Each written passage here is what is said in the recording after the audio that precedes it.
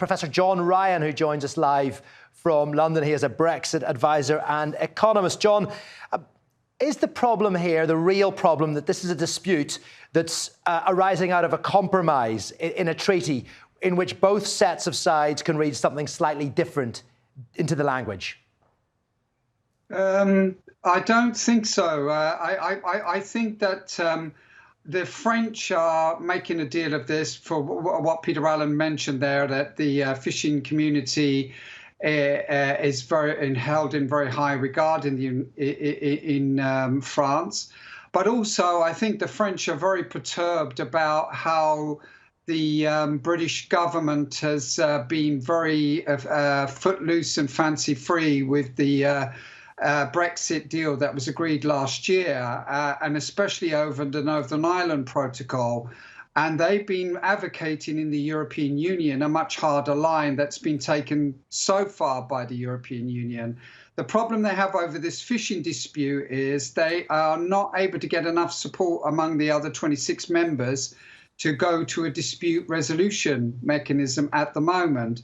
But I think this is an interesting one. It will only get worse, I think, this particular bilateral issue, because on the one hand, as your correspondent rightly pointed out, there's a French presidential election next year, and Macron is going to run, and this can be a useful tool. But also the British government has been using these types of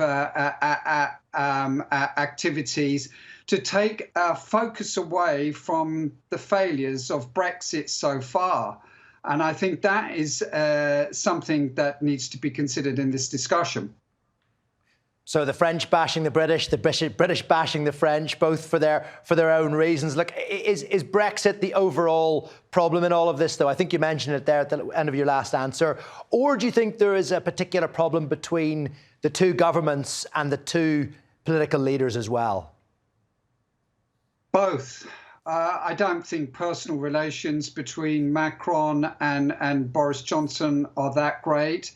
But I think Boris Johnson might find it a very uncomfortable environment in the future, especially with the change of government in Germany, which won't take such a benign view of the activities of Boris Johnson and his way of interpreting the treaty. Remember, Lord Frost is going around advocating to change the treaty that he negotiated, and Boris Johnson said was a great deal. And I think that has sort of created a lot of difficulties in the European Union, and they've had a lot of patience.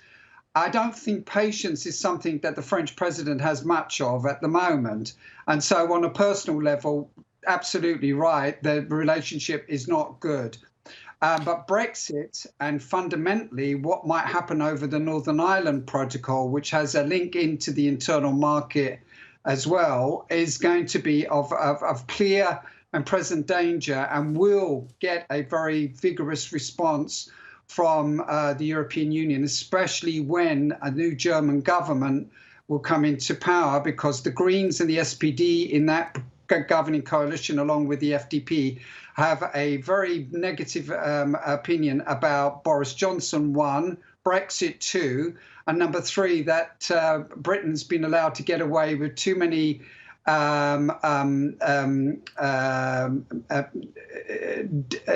situations where they're not legally implementing, for example, the Northern Ireland Protocol. So I think it's both the personalities and Brexit.